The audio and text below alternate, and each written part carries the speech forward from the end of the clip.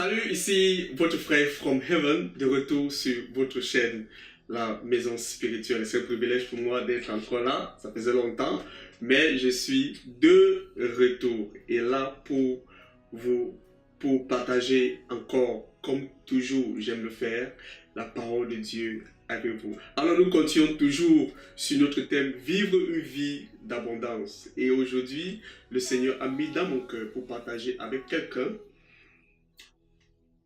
comment vaincre l'inquiétude. Alléluia. L'inquiétude peut arriver à tout le monde. L'inquiétude arrive généralement à tout le monde, quel qu'en soit ton rang social, quel soit ton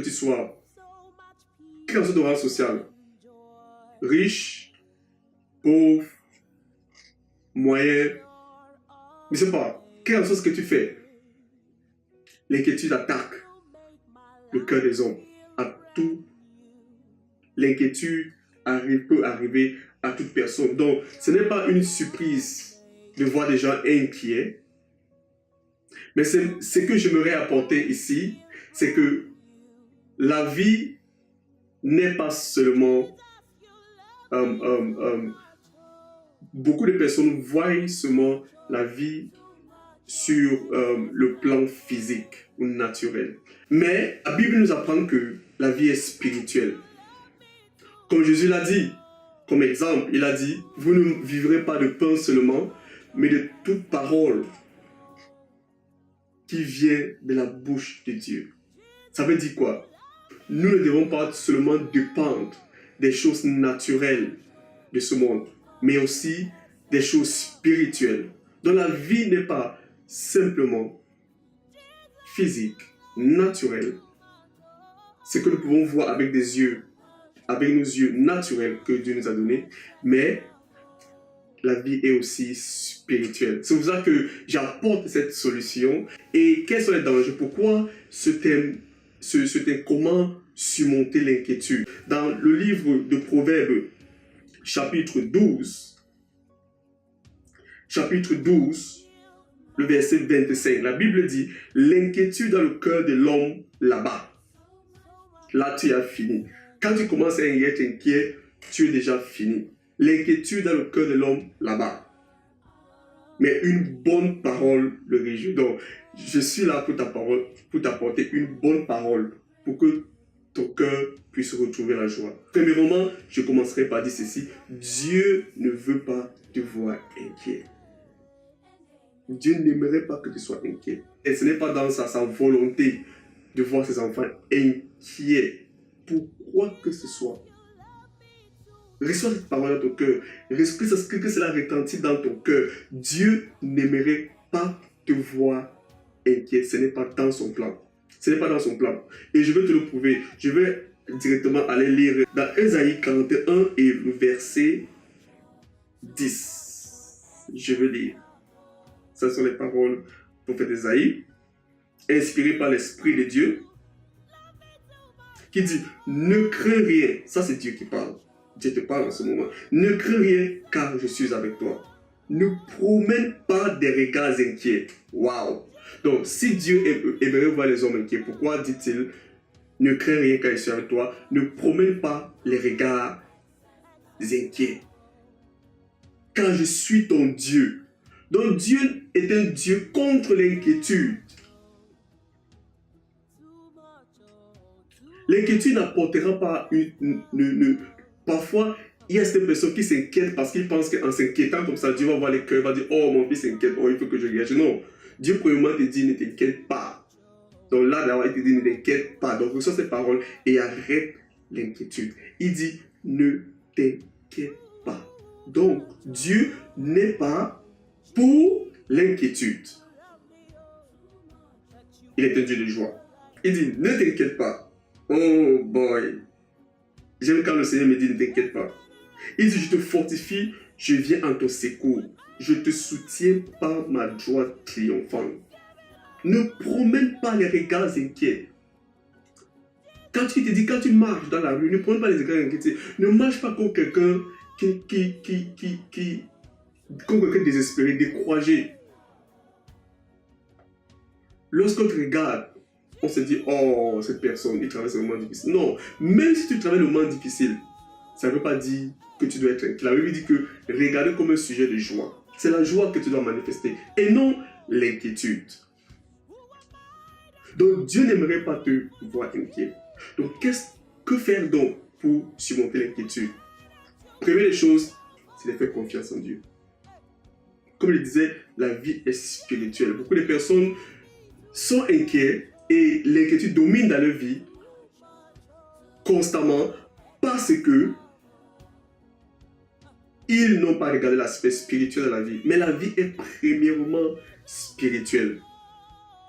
En tout cas, je me vais lire dans Matthieu 6, où Jésus parle en fait des choses simples de la vie, mais que les gens considèrent comme les priorités.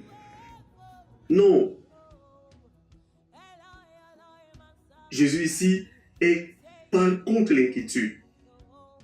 Et il apporte les solutions. Comme je le disais, fais confiance en Dieu. Première des choses, c'est de détourner tes regards des choses qui t'inquiètent et plonger tes regards. Comme David disait, je me confierai en l'Éternel. Donc, je vais lire Matthieu 6 à partir du verset 25. Jésus dit, c'est pourquoi je vous dis, ne vous inquiétez de rien. Pas pour votre vie, de ce que vous allez manger, ni pour votre corps, de ce que vous serez vêtu. La vie n'était pas plus que la nourriture et le corps plus que le vêtement. Waouh! Waouh! J'aime ces paroles. Il dit, le corps n'est pas plus que le vêtement. Plus que le vêtement.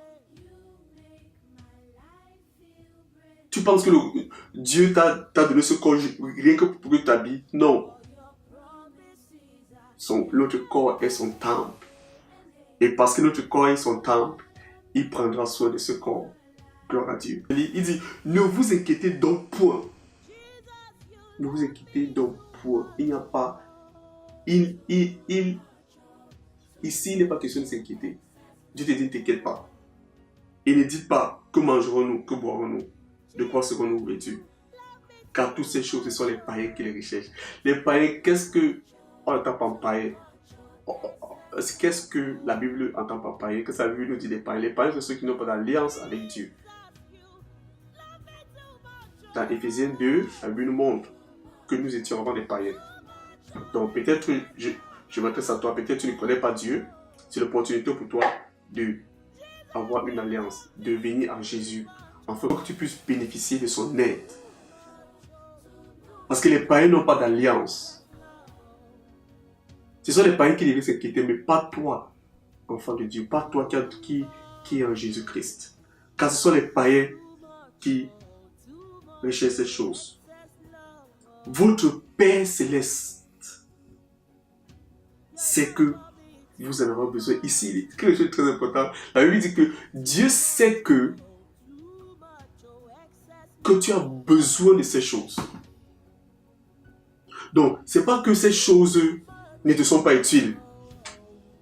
Parfois, les gens s'inquiètent parce qu'ils pensent que peut-être Dieu ne considère pas que ces choses sont vraiment utiles. Il dit que non, il faut que je m'inquiète afin que Dieu voie que vraiment ces choses mais utiles, ces choses, il me faut ça. Dieu sait que tu en as besoin.